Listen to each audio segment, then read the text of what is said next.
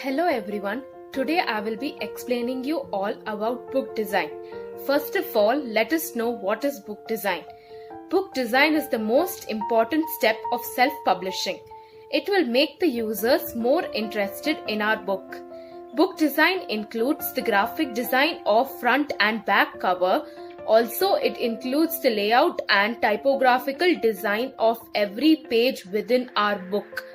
Book design can be described as the art of incorporating the content, style, format, design, and sequence of the various components and elements of a book into a coherent unit. Before moving on to the book cover design and interior design, I will be telling you all three important terms involved in book cover design: front cover, spine, and back cover. The front cover is the front of the book and is marked appropriately by text or graphics. The front cover usually contains at least the title or author with possibly an appropriate illustration. Now moving on to the spine. It is the vertical edge of a book as it normally stands on a bookshelf. It is customary for it to have printed text on it. The spine of the book is an important aspect in book design, especially in the cover design. When the books are stacked up or stored in a shelf, the details on the spine is the only visible surface that contains information about the book. In a bookstore, it is often the details on the spine that attract the attention first. The back cover often contains bibliographical matter about the author or editor and quotes from other sources praising the book. It may also contain a summary or description of the book. Now, let us see how to design a book cover in 7 steps. The first step is find inspiration and ideas for your cover. The most important aspect of book cover is their ability to connect with the people who are likely to buy the kind of title we are writing. Therefore, we must take inspiration from other books in our genre. It is better to refer other books and collect ideas, then put in our creativity and make the design of our choice. We should make a design that we want to see as our front cover. The next step is choose your cover design software. There are many online softwares available to make the graphic design to design our cover. One of the major software that can be used is Canva. It is easy to use and it can produce some smart looking covers. The limitations of Canva is that there is not many templates available in a given genre. The third step is find free images or use Shutterstock. Usually many authors take images from Google without paying for the images. This is illegal and it would land us into trouble. If we try this method to get images,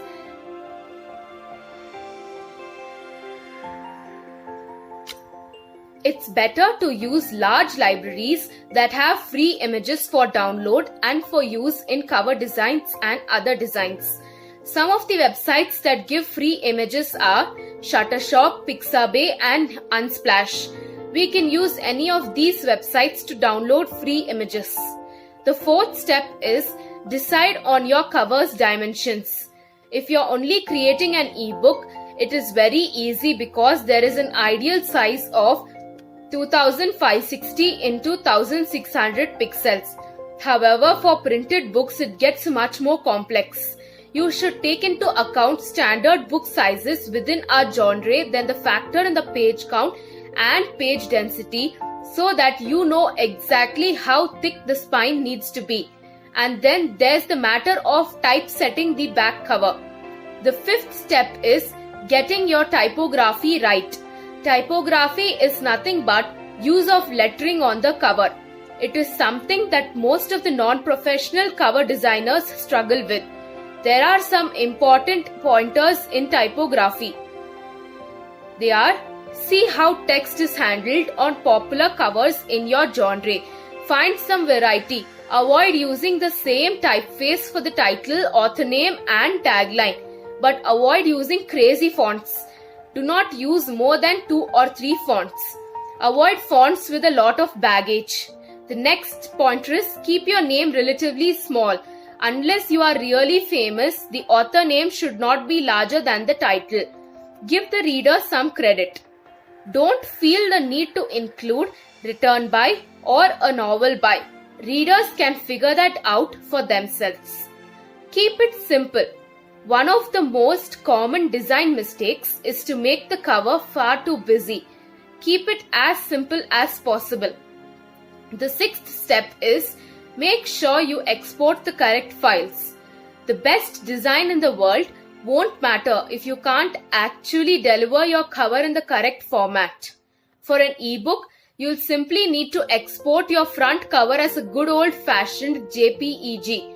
If you're using a print-on-demand company to sell print copies, you will have to closely follow their individual requirements. The last step is test your design. If you are confused between 2 or more cover designs, it's better you use social media to publish or to find out which cover design is better. Go for an A versus B test. Publish it on Facebook or any other social media so that people could vote for the best cover design. Based on the votes, go forward and publish that cover which gets most number of votes. Let us take a brief look into the interior design of the book. Although the cover of your book guides your readers to buy your book, the interior design will make them decide whether they will actually read it. The worst thing your book's interior design can do is distract your readers from reading your work. It is therefore incredibly important to follow the professional conventions of book design that your readers will expect rather than choosing fonts and typographic designs that may be distracting. Keep the font size and font style simple and legible so that everybody can understand and read through your content. Now, let us go through the pattern followed by books for the first few pages. At first sight, it may seem like quite a few blank pages.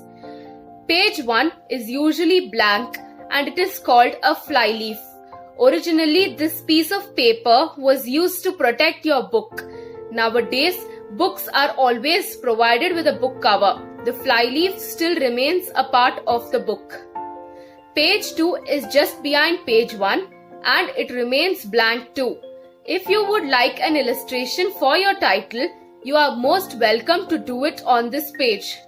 Page 3 is the title of the book and it also contains the author's name. Page 4 is again blank. Followed by this page, we have a dedication page. Here we use a quote or a name to whom we want to dedicate our book. The next page is the copyright page, followed by which we have the table of contents page. After the table of contents page, there is a blank page and then we have the preface page. In this page, we will be writing the reason for our work and the word of thanks. Page 10 is again blank, which comes right after the preface, and followed by this blank page, we will start working on our content of the book.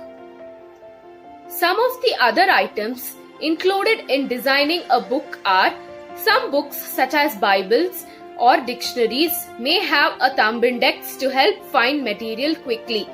Gold leaf may also be applied to the edges of the pages so that when closed, the side, top and bottom of the book have a golden color.